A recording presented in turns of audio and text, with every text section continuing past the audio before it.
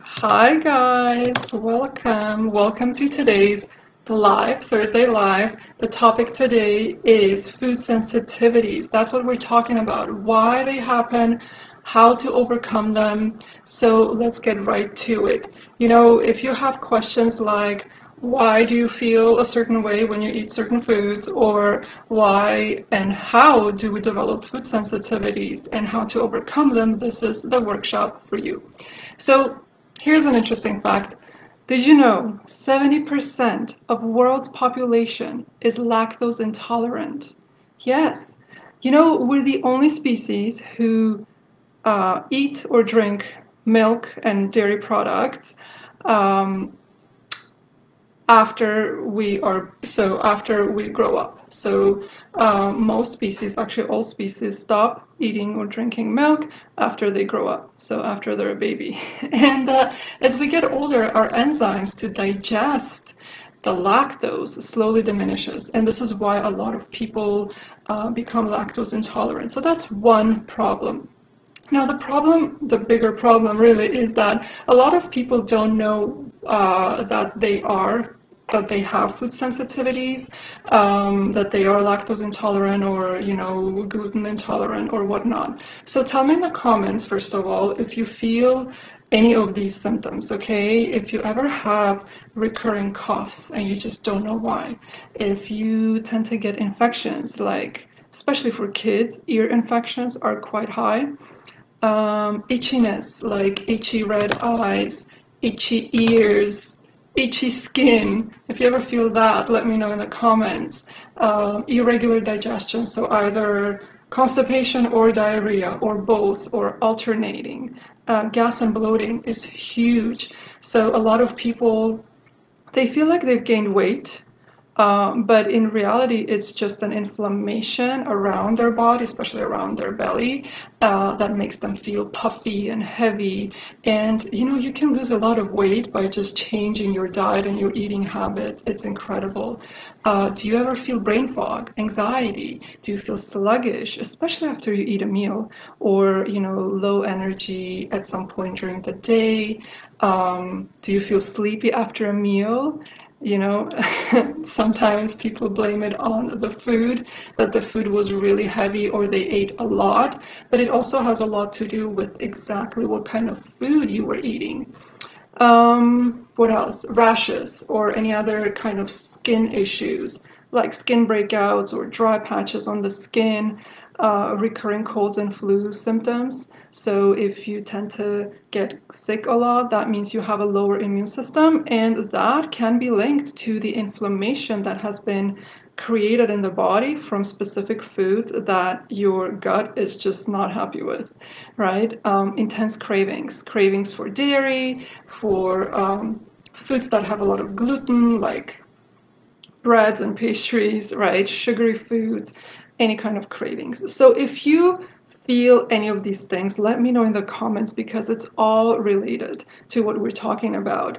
Now, I'm not saying that these are all specifically connected to food sensitivities. There can be so many other reasons for feeling this way, but it is important to address the food sensitivity. If you feel any of these, that is one of the things that you need to work on, okay? Lactose and gluten are the two most common ones out there. But some people, they're also sensitive to wheat, so it doesn't necessarily have to be gluten. It can only, it can just be wheat, because wheat is one of the highest processed grains out there. So a lot of people can't digest that because it's so highly processed. Eggs for some people, soy, sugar, alcohol. So these are some of the most common foods that people can be sensitive to. But here's the problem. Well, the problem is twofold, right? Number one, a lot of people have food sensitivities and they don't know about it. Okay, so when you have gas and bloating, you might think, oh, well, this is just the way it is. So you completely ignore it. And it doesn't help when you go to the doctor and the doctor says, don't worry, you're fine, go home, right? The other thing, the second thing is if you have food sensitivities and you don't take care of them, over time this condition can create an inflammation in the body, okay? And that can lead to many other serious conditions, and we don't want to get there. So it is very important that we take care of these early on, as soon as possible, the minute you realize. So how do you know? How do you know if you have a sensitivity, and what do you do about it? Let's talk about it. So, I mean, you can either do a food sensitivity test. I'm not talking about an allergy test, I'm talking about a food sensitivity test that exists. It is possible. However, it is quite pricey, and it's not like 100% accurate. It's not 100% effective. So it wouldn't be my first recommendation. I've had clients who've come to me with their food sensitivity test results, and it's like a huge list of all these different types of foods, like hundreds of foods that they're supposedly sensitive to, and they're very adamant about not wanting to eat those foods. So then you're left with nothing, right? Like, what are you going to eat? It's really difficult when, and this is a mindset, right? Unfortunately, these tests, they ingrain in your mind that you can't eat any of these foods, which is not true. The problem is that when you have sensitivity to one food, that food can create inflammation in the body and weaken your digestive system. So at the end, at some point, you're going to end up not being able to eat any foods, because it's not because you're sensitive to those foods, it's because your gut is depleted, or not depleted, compromised. So we need to make sure that we're addressing this from the right angle, right? We can't blame it all on food. Not unfortunately, fortunately, right? We can't blame it all on food. It depends on our gut health and how we digest and absorb and break down the foods. So the better option would be to really start listening to your body. So paying attention to what you eat and how you feel. This is what's going to really help you to hone in and understand what's going on in your body. I would say start keeping a food diary for about a week, see if you can connect the dots, right? And you can go ahead and do an elimination diet by removing the foods that I mentioned earlier, and see how your body feels. It can be difficult to figure out which foods you're sensitive to, but it takes time. And once you figure it out, and once you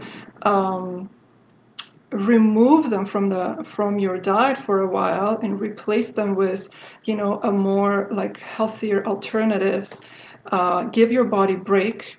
And what I do with my clients, we create a customized protocol for them based on their lifestyle, because we're all different, right?